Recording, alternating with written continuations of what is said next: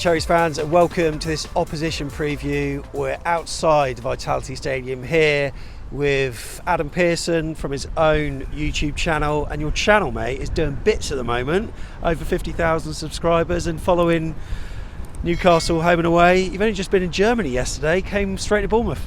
Yeah, that's right. So I was in Dortmund yesterday after the Champions League match. I spent the entire day just travelling across to Bournemouth.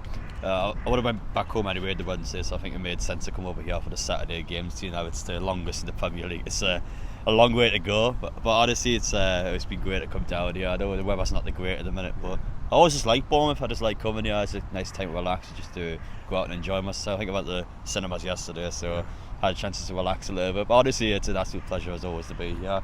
I'm looking forward to the fixture on Saturday. I feel honestly for both teams it's probably the ideal point in the season to both play each other for different reasons. So it's been an interesting game for sure, but I'm looking forward to it. So talk about your season so far then, because in the league they're doing pretty well, 6th place at the moment.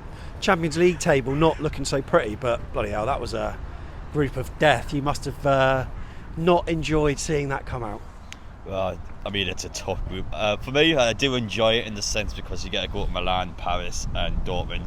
I think for fans, especially after waiting 20 years as well to get into the Champions League, although on paper Newcastle aren't expected to get out of the group stage, the fixtures you want, I want the best teams for a reason. If Newcastle can't compete against the best teams, then what are we doing? I feel like a club we're trying to get on now, our point is to compete against those sort of clubs.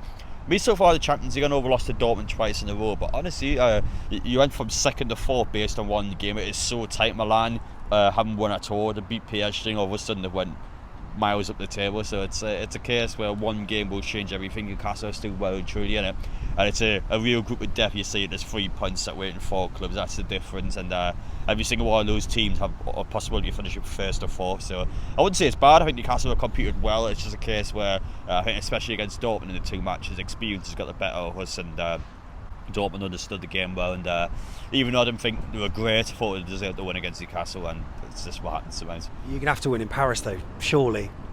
I think you could probably get something.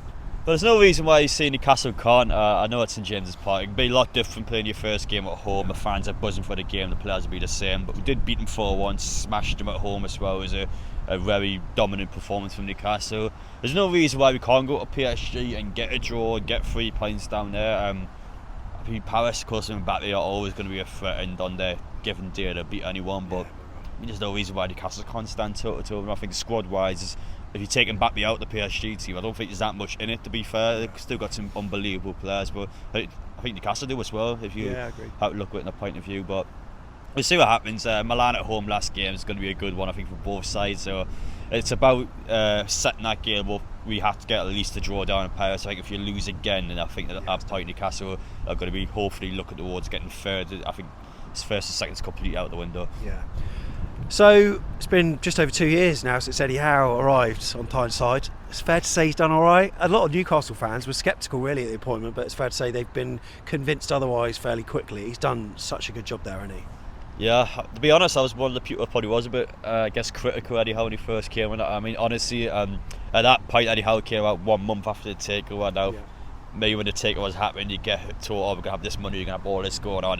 I feel like Newcastle fans, including myself, probably got a bit, maybe, I guess, expected too much, or maybe got a bit arrogant or cocky all of a sudden. But now Eddie Howe is someone that's you've seen over 2 years now. He's done wonders at Newcastle. You've seen his time at Bournemouth. He's took a League 2 side up the Premier League and kept them up for 5 seasons in a row. It's mad when you think about it. But I mean, for me, when I first saw Eddie Howe come in, I didn't know an awful lot about him. Obviously, I saw the Bournemouth games, but I've had a chance to kind of look at the Bournemouth on a weekly basis, and I didn't understand, I guess, how the club works in that sense. So for me, when I first saw Eddie Howe, I wasn't over the moon. I always felt like he's probably a manager he could have potentially got in, even with Mike Ashley as the owner. But he's came in and he's just, I mean, his commitment is next to none. There's a reason why Newcastle's done so well, and it's down to that man. He's able to get the best out of, I wouldn't even say bad players, but able to get the best out of players we had in the Championship. Look at Newcastle's squad over the past couple of weeks, we're winning games. Half of that squad he had in the Championship. It's not really like it's not really like Newcastle has spent loads of money. Yes, of course, we are one of the biggest spenders around the top 6. But it's still a lot of players Newcastle have, and even though Newcastle had some help in regards to signings, I don't think this squad's changed that much. It hasn't. I was just thinking of the players that, especially against Man United in the Carabao Cup, and some of the names that you've got there that were playing under Steve Bruce, not really performing. And then you've got players like Almiron and Joe Linton, I could name many others, that have just come on leaps and bounds. It's fair to say that he's got a management style that can get the best out of some of the players that you've got, and complement that with some of the new signings that you've got through the door.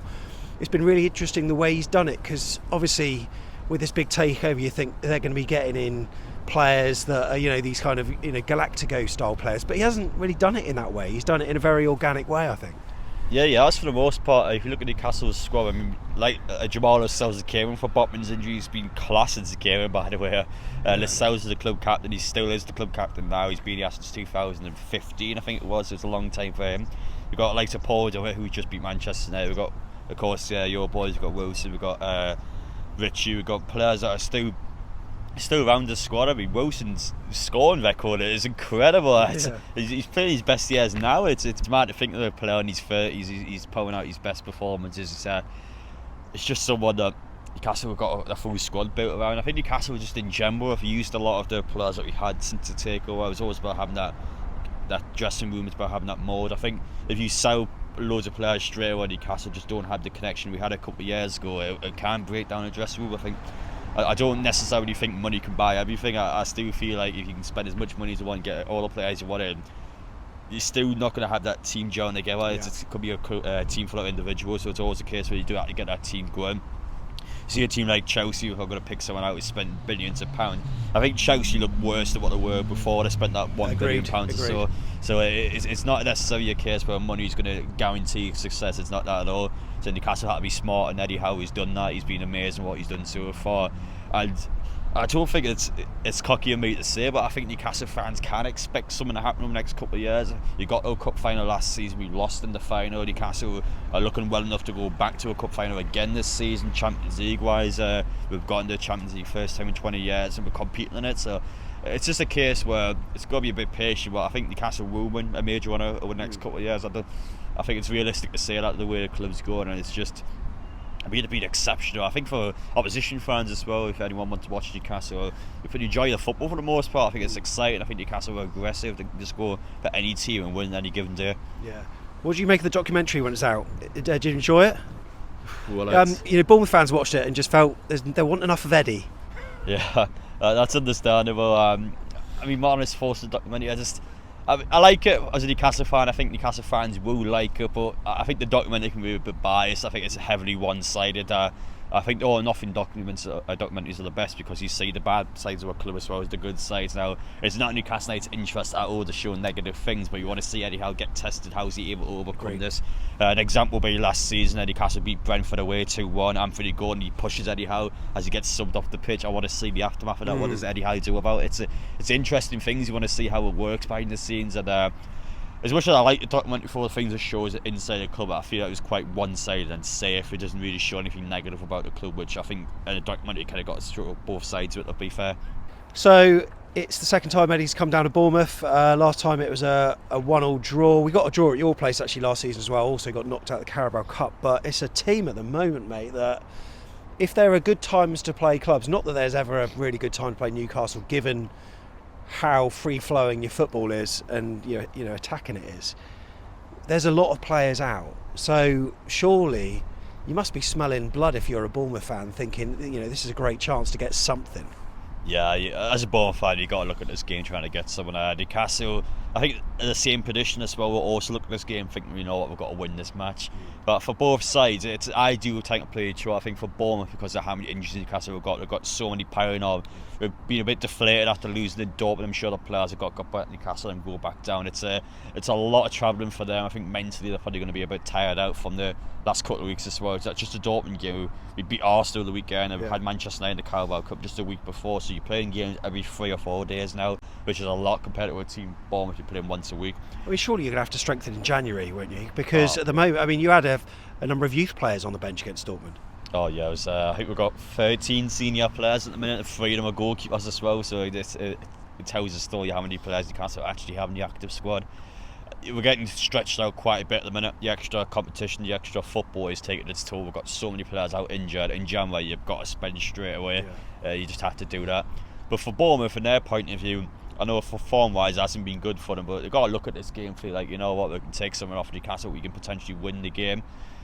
You've got to get a result at some point. To be honest, this season, I don't know what it is with Bournemouth. I think I was quite negative towards Bournemouth, to be honest, last time I spoke to you, but ultimately after that game they've got 2 draws against Newcastle, a team that got into the Champions League. You're capable of picking up big results, but last season you've been able to get wins just by playing well. I think Bournemouth played good football at times. It's this season it's tricky really. I'm not confident for Bournemouth, to be honest. I feel like, especially with the 3 newly promoted teams as well, and all of them doing so poorly, you've got to be kind of away from them. The fact that you're in there amongst it, it's just, I don't really think it's sustainable. It looks like a case where even if Bournemouth stay up this season, next season's going to be the same. It's going to continue to happen until something changes. For the unfortunate thing, I remember a lot of Newcastle as well under pro ownership. You just kind of in that mode all the time. You got to be able to break away. And we see how things happen because one team will eventually break away from the bottom 4, but you shouldn't be amongst there the bottom 3. I feel like Bournemouth, if you want to stay up, you've got to be above them already. What's a successful season for you then this season? Because, I mean, do you think you could go one step further in the Carabao Cup? Well, realistically, yes. Without trying to sound full of myself, Newcastle have already beaten Manchester City. You've already beaten Manchester United, a team that beat us in the final last year. Competition-wise, we're playing Chelsea away now, so you get past Chelsea, that's another big 6 out. At that point, you got either Liverpool, West Ham at one game, which both of them, to be fair, are good sides. You got Port Vale or Middlesbrough in one of them, and then Everton or Burnley on the other one. You got to be looking at. You've got to be looking at winning at that point. Liverpool's always a team that knocks Newcastle out. As I said, I think West Ham were a great side. Newcastle on paper should be looking to win all of those games, and Carabao Cup wise, that's the realistic one. If Newcastle want to win some in the FA Cup, you've got to do all over again against teams that just beat. Champions League, obviously we're not going to win anything. Europa League, if we were to drop down again, I don't think we'll win anything. Premier League wise, I would like us to finish in a European spot. I think that's top 8 now, depending on how the UEFA structure works at English clubs. So anything anywhere along there, I think Newcastle on a seasonal basis to be looking to do, and that's what you can really build on. So in regular European football, and just making sure Newcastle can gradually build themselves up and be an even better team than they are now. Expectations is to try and win someone and to get a European spot this season. In terms of Eddie Howe and his management at Newcastle, obviously you've got the owners that want to do bigger and better things. Do you think he's the manager that's capable of taking you to those levels? Yes, I would say. I felt like when Eddie Howe first came in, I think a lot of fans, including myself again, would have probably backed him as a short-term manager, feeling like this guy's going to do a job now, but in a couple of years' time you get someone else who, but he's been exceptional. I think if Newcastle was, let's say we lost Eddie Howe tomorrow, then it's so hard to kind of build off on him because he's got such a great structure in the club. You've got to completely change everything up and start with a different manager. So even if Newcastle, let's say Eddie Howe was struggling for a couple months, he wasn't doing so well, it's tough to replace him because he's built that strong bond in the club, so to completely change all that's a lot of ask. And I feel like with the big 6 clubs, you see it a lot nowadays when managers last about a season, so they always tend to struggle afterwards. Again, I know I mentioned before, but Chelsea's a great example. They've had so many managers over the years, it's just a complete mess, and you see it this season again. It's not quite clicking. Pochettino's came and done a good job so far, but I don't think it's sustainable. I think eventually they'll drop off, and it's a big ask for Newcastle to get a different manager in. Eventually the time comes, yes, they probably will replace him, but it's still a good few years for that. Of course, Eddie Howe's not the only ex-Bournemouth name to be coming back. Of course, we know the players on the pitch, but also Mad Dog.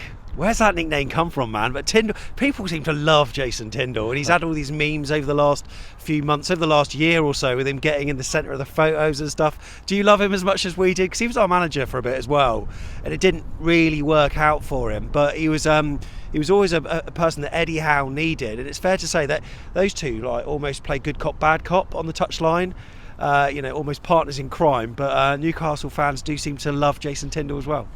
Well, it's a good thing with Jason Tindall actually, because the Premier League's changed a lot of laws because I think at the start of this season they said that only one managerial guy can be in the touchline box. But that still doesn't happen. No, it doesn't. It didn't last long, but I would honestly put him because of Jason Tindall. He's quite a good player out in the dark arts. I think a lot of people criticise Newcastle for the way they try and control the referees, whatever it may be.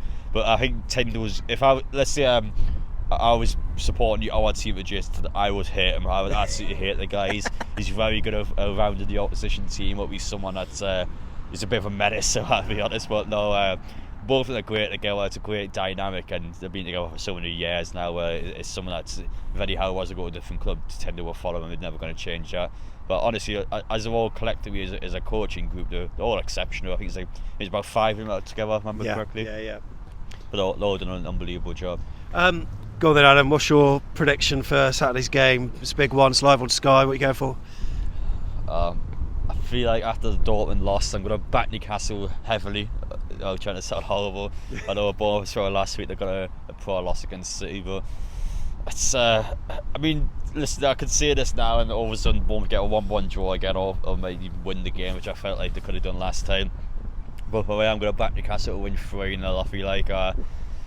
I feel like Anthony Gordon, woes, and those sort of players that they'll be up for it. I think woes will bag one against his former club. I don't know what the odds will be, but I definitely stick a bet in that if I was you guys. But now I just feel like this game, Newcastle, I've got to get a big result for the international break, someone to kind of settle the nerves a little bit after that Dortmund loss. And it's a big ask, of course, at any away game. You've seen last season at Bournemouth, but only will win the match. But I think this time we've got to be looking to win it. Okay, and just a quick plug for your channel. I mean, you travel home, you travel away, abroad, the women's team. There's nothing in a black and white shirt that you don't watch, is there?